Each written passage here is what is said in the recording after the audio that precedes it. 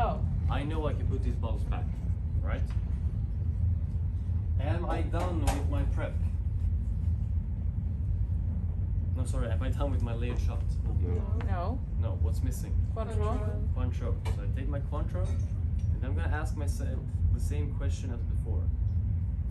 Do I have Cointreau in any drink here? Yes. Lynchburg lemonade. Anyone else?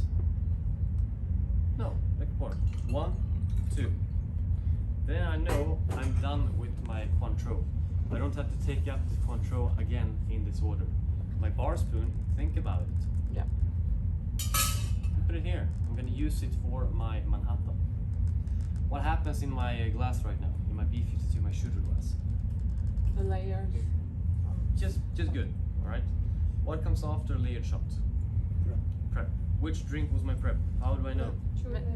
I mean julep, okay? So I take my napkin. You're not gonna have this many drinks, so I just want to make sure you get this. Sugar cube, Angostura bitter. Do you have Angostura bitter in any other drink? Yes. Manhattan? Yep. 1, 2. But I'm not done with my prep.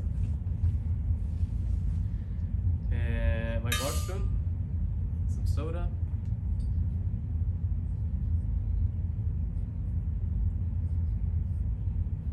I can put it back there, and I'm going to muddle.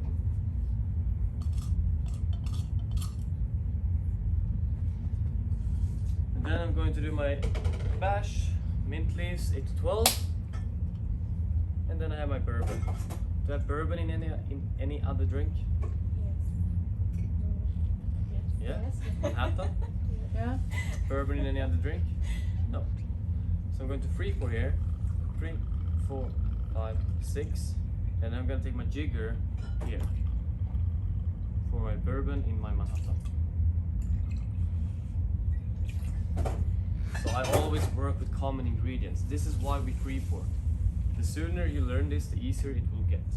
Am I done with my prep right now?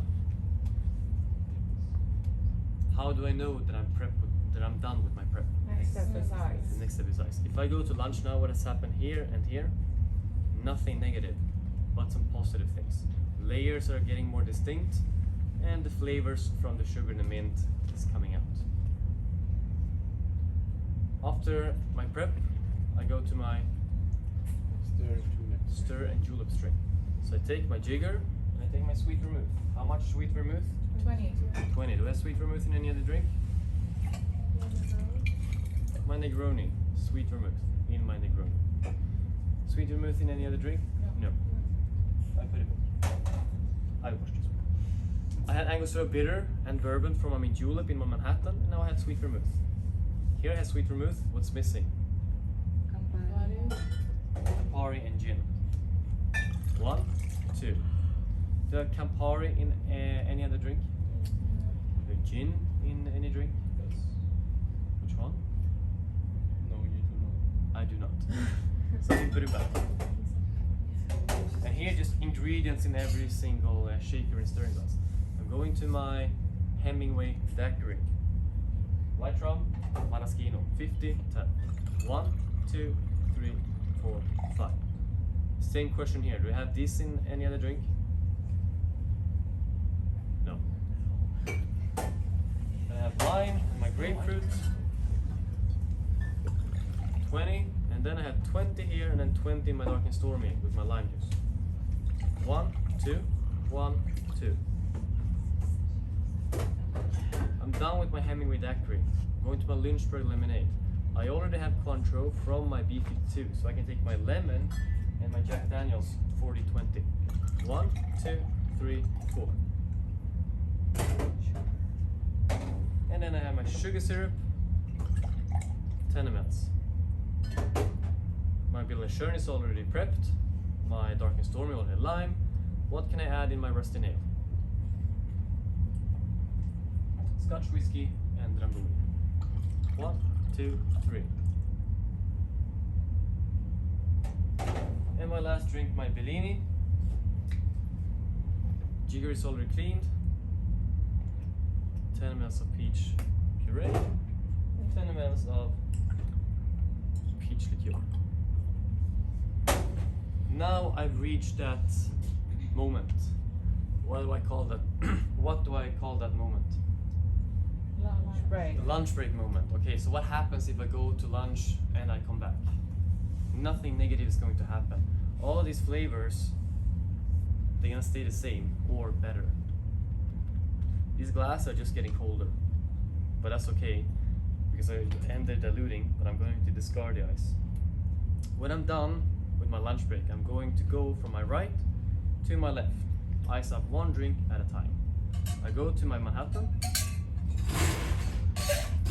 I ice it up, and I stir. I stir 20 times. Some more ice. Out with this ice. And then strain. What's happening with them? If I go to lunch, what's going to happen with my Manhattan now?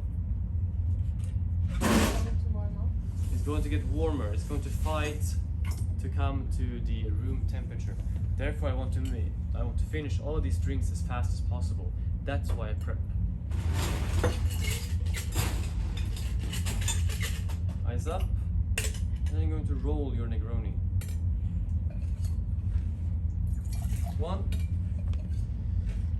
2, 3, 4. I'm not going to ice up my Negroni just yet.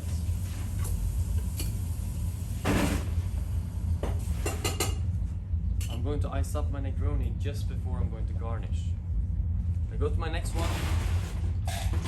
Ice up. Shake.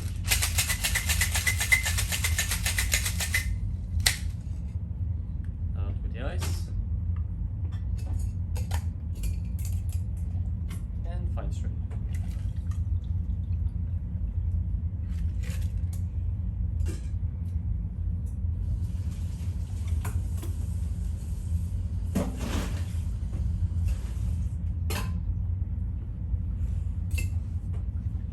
Lemonade. Ice up my shaker. Ice up my highball glass. You see that I always use the same big tin? I don't have to use this one because I always clean as I go.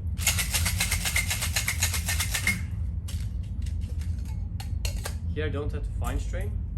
So with the other hand, I can pour my Sprite. Everything out here from the shaker.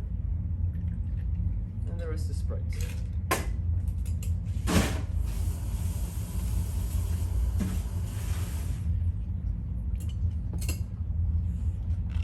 Mint julep, crushed ice,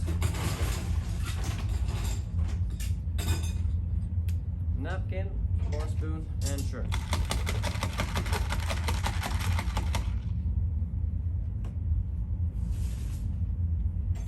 More crushed ice. Crushed ice means raw, dark and stormy.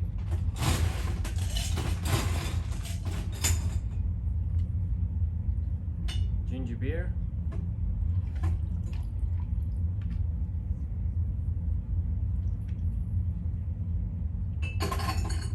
Jigger, dark rum, and my jigger is always going to be clean because I always clean it as I go.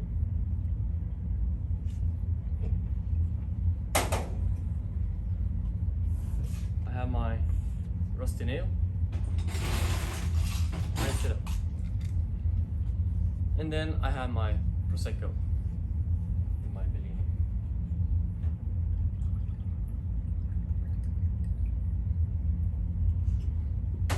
My bar spoon. 1, 2. And now it's garnish time. Just before I garnish, I ice up my Negroni. Manhattan, cherry, Negroni. I'm going to choose a orange slice. Hemingway daiquiri, cherry, Lynchburg lemonade, lemon wedge, mint julep, mint sprig, dark and stormy, lime wedge, and our rusty second ale is a lemon zest. And B52 and Bellini, no garnish. Here I can serve all the drinks at the same time. And the drink that has stood for the longest amount of time, that's like going to change, is the Manhattan, right? Yan, if this is a real drink, would you drink this? Has it the right temperature? Yeah. Yeah, it's pretty darn cold.